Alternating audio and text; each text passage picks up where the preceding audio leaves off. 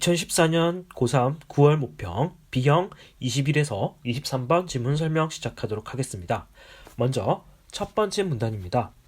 20세기 미술의 특징은 무한한 다원성에 있다. 이 다원성이란 단어의 뜻은 다양한 성질이라고 해석을 하시면 될 것 같습니다.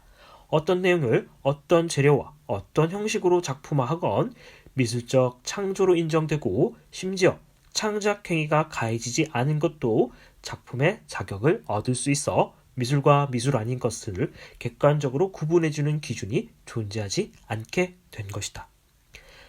자, 그래서 20세기 들면서 미술이 기존의 미술이었던 것이 미술의 기준이 새롭게 정의되고 있는 시기다라고 정의할 수가 있을 것 같습니다. 단토의 미술 종말론은 이러한 상황을 설명하기 위한 미학 이론 중 하나이다. 단어가 주는 부정적인 어감과 달리 미술의 종말은 결과적으로 모든 것이 미술 작품이 될 수 있게 된 개방적이고 생산적인 상황을 뜻한다. 그런데 이러한 다원성은 전적으로 새로운 상황일까? 아니면 이전부터 이어온 하나의 흐름에 속할까?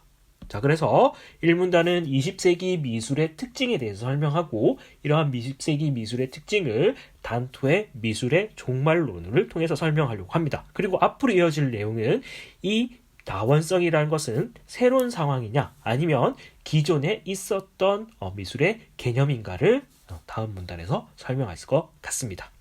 자, 다음 2문단의 내용입니다. 작품의 형식과 내용이 전적으로 예술가의 주체적 선택에 달려있다는 관점에서만 보면 20세기 미술 양상은 아주 낯선 것은 아니라고 할 수 있다. 르네상스 때 시작된 화가의 서명은 작품의 주문에 따라 제작되더라도 그것은 정신적 저작권만큼은 예술가의 있음을 알리는 행위였다. 이는 창조의 자유가 예술의 필수 조건이 되는 시대를 앞당겼다.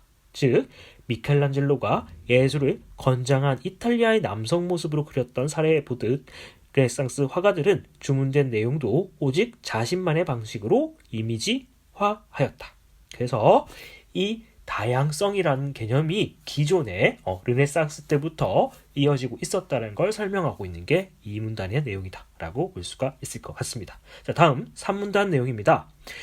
형식의 이러한 자유라는 내용의 자기중심화로도 이어졌다. 17세기 네덜란드 화가들은 신이나 성인들을 그리던 오랜 관행에서 벗어나 친근한 일상을 집중적으로 그리기 시작했고 19세기 낭만주의에 이르러서는 내면의 무한한 표출이 예술의 생명이 되기에 이르렀다. 이러한 관점에서 볼 때 20세기 미술은 예술의 주체성과 자율성의 발휘라는 일관된 흐름이 정점이라고 할 수가 있다. 자, 이 문단에서 르네상스를 설명했다면 여기 3문단에서는 17세기 그리고 19세기 그리고 20세기에 이르기까지 예술가들의 주체성과 자율성이 계속해서 이어지고 있다는 걸 설명하고 있습니다. 자, 지난 시간에 설명했던 서양 미술사를 한번 다시 살펴보도록 하겠습니다. 자, 르네상스 시대는 여기 성인들의 모습이나 신들의 모습들을 이렇게 많이 그렸던 시기죠. 하지만 이 성인이나 신의 모습을 인간의 모습으로 대체하여서 표현함으로써 작가의 개성들이 잘 드러나기도 하였습니다.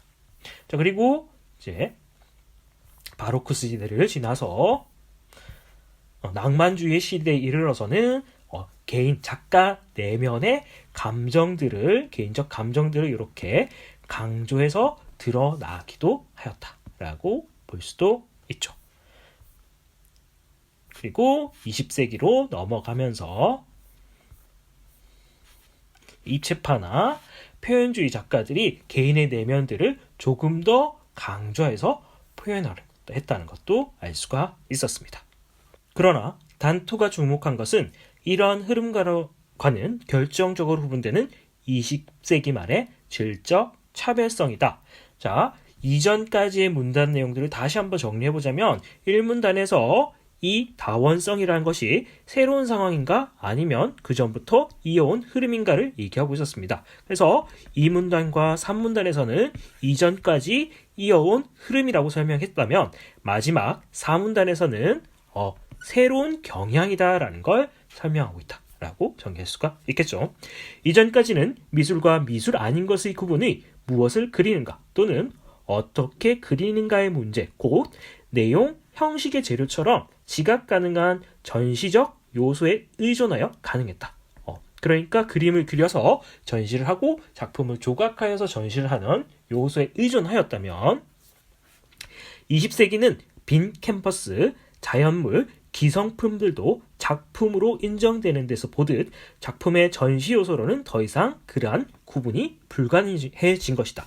20세기 이전의 작품들은 전시 요소로서 기능을 했다면 20세기 이제 작품들은 전시적 요소 이런 뒷상의 세밀한 작품들도 기존의 기성품들을 이용해서 새로운 의미를 부여해가지고 자신만의 생각을 드러내고자 하였던 작품도 있었고 그 다음에 여기 보면 팝아트, 앤디 워홀로 대표되는 팝아트 역시 기존의 캠벨스프나 마릴린 먼로의 얼굴을 초상화를 가지고 옴으로써 현실을 비판하고자 하는 작가의 의도를 표현하고자 했었습니다. 그리고 잭슨 폴록이라는 전위 예술가의 이런 행위들을 통해서 이건 전시 요소가 아닌 거죠.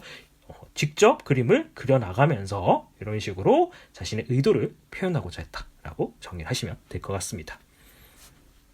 이제 그러한 구분은 대상이 어떤 것이든 그것의 미술작품의 자격을 부여하는 지적행위, 그러니까 전시행위가 아니라 자격을 부여하는 전시행위의 의미로서 지적행위로서의 의미로서 가진다라고 보시면 되겠죠.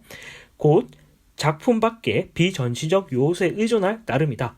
현대미술이 미술의 개념 자체를 묻는 일종의 철학이 되고 작품의 생산과 감상을 매개하는 이론적 행위로서 비평의 중요성이 부각된 이유가 바로 여기에 있다. 자, 여기까지가 2014년 고3 9월 모평 B형 지문 설명이었습니다. 그러면 문제를 한번 살펴보도록 하겠습니다. 윗글을 이해한 것으로 가장 적절한 것은 1번 정답인데 서명의 시작은 주문에 따른 제작에서도 예술가의 주체성을 표출한 사건이다. 그래서 여기 보면 르네상스 때 화가의 서명이 주체성을 드러내는 기준이 되었다라고 설명하고 있었습니다. 22번은 기익에 따라 20세기 미술을 이해한 것으로 적절하지 않은 것은 기억이 단토의 미술 종말론이었습니다. 정답은 3번인데 3번을 보면 미술을 정의하는 기준이 해체되어 예술작품 생산이 정체 상태에 이르렀다. 미술의 기준이 해체되었다기보다는 미술이 다양한 개념으로 해석될 수 있다. 미술의 다양성 인정하였다라고 봐야 되겠죠. 그래서 작품 생산이 정체되었다라는 말은 틀렸다라고 볼 수가 있습니다. 23번 지문.